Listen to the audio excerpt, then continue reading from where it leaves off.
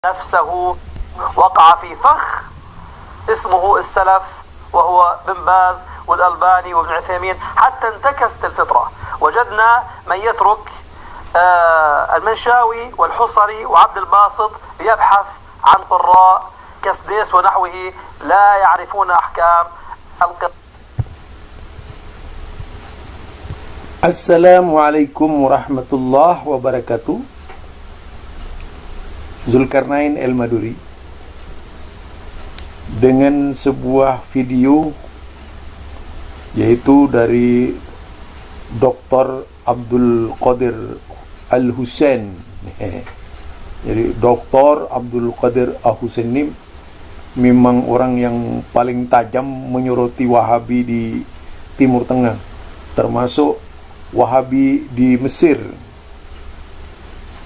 Jadi beliau menyebut tokoh-tokoh seperti Abdul Basit misalnya, itu ya, seorang qori di Mesir dianggap tuh tidak tahu Quran gitu.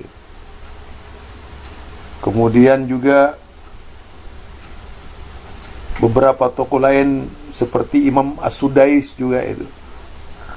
Seolah-olah orang ini paling fasih gitu dalam Quran. Ini ulama sufi yang kita pahami, ulama sufi, doktor sufi, doktornya ahli sufi. Memang rata-rata yang paling benci Wahabi ini sufi. Hampir 99% itu sufi. Karena memang yang paling merasa tersinggung itu hanya sufi gitu. Nah, mari kita dengar dulu omongan orang ini, yaitu Abdul Qadir, Dr. Abdul Qadir ya, ketika berbicara Wahabi di Mesir.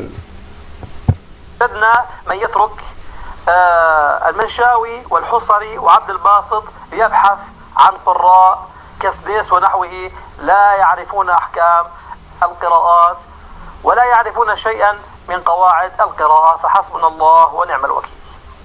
بسم الله الرحمن الرحيم. وهابية مصر بلد طيب ومبارك وشعبها محبوب إلى قلبي وعلى الفطرة، ولكن ابتليت بالفكر الوهابي.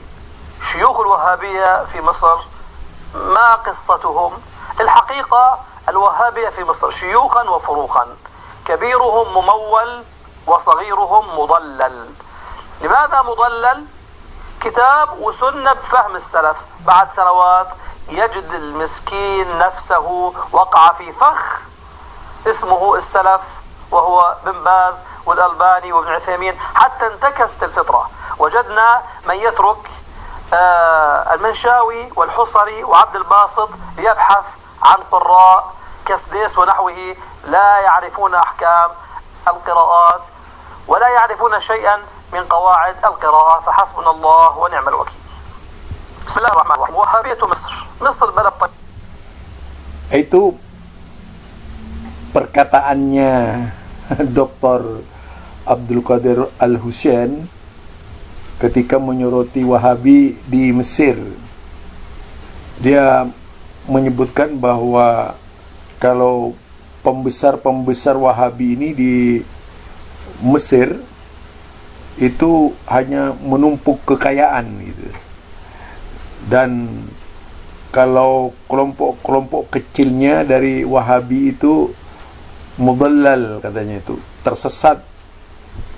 Jadi dianggap tersesat. Dan istilah salafi di Mesir itu biasanya menurut dia hanya dikaitkan dengan Syekh Utsaimin, bin Baz, dan Syekh Albani dan sebagainya. Ini menurut Abdul Qadir sesat gitu.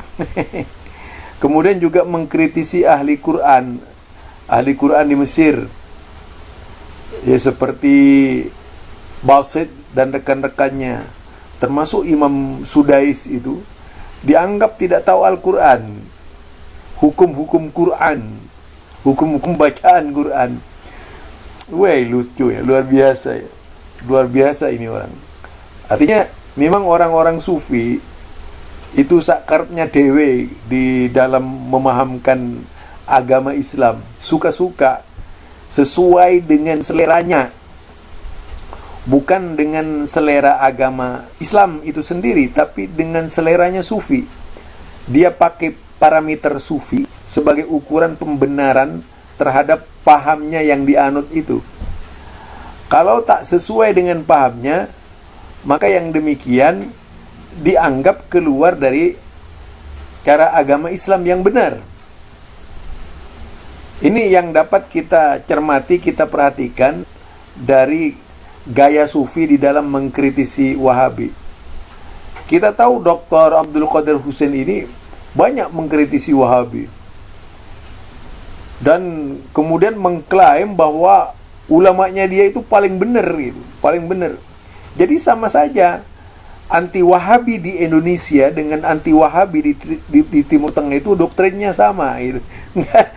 Nggak jauh-jauh lah dari mereka, karena memang itu style yang dibangun oleh Ahbasi. Ahbasi ini gudangnya anti Wahabi, mengeluarkan biaya kepada seluruh anti Wahabi di dunia Islam. Mereka itu dapat bayaran. Ya, Ahbasi ini organisasi anti Wahabi internasional.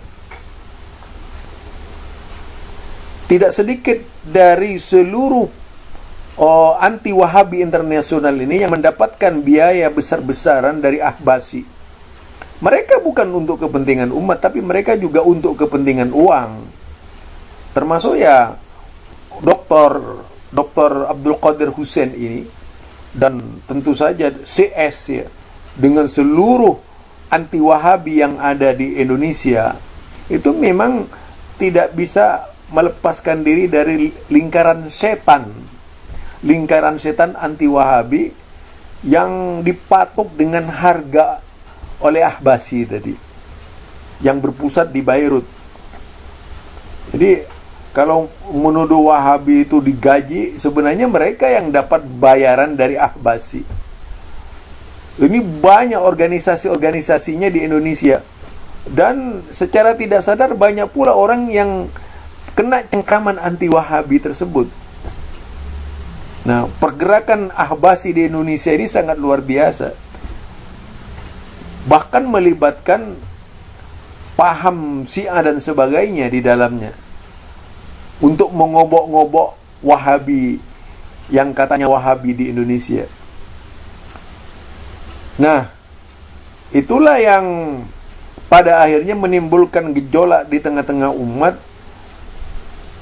gejolak anti Wahabi, karena memang dipicu oleh orang-orang pembesar-pembesar dari anti Wahabi juga. Mereka ini ada pembesarnya juga ya. Mereka bukan orang yang tidak menginginkan kekayaan, mereka mengejar kekayaan juga gitu.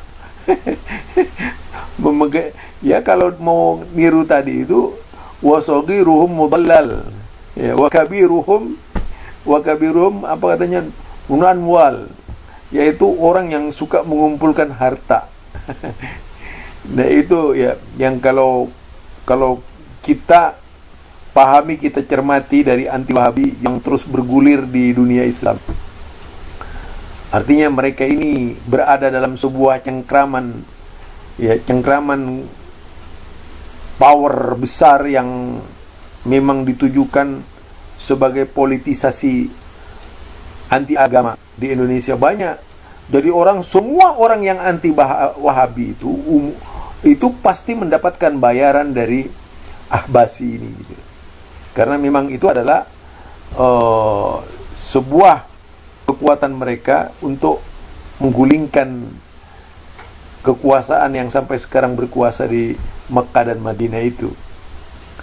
Karena anti Wahabi ini termasuk sesuatu yang bisnis, sifatnya bisnis. Sudah pasti apapun akan dilakukan oleh mereka karena sangat menguntungkan. Termasuk sesuatu yang sangat komersial juga anti Wahabi ini. Ya. Bukan sekedar mereka itu menyesat-nyesatkan, bukan sekedar tinjauan kitab, Itu nggak benar sebenarnya, nggak ada itu. Tetapi dipaksa-paksakan, dicari-cari sesuai dengan skenario yang sudah dibangun oleh mereka.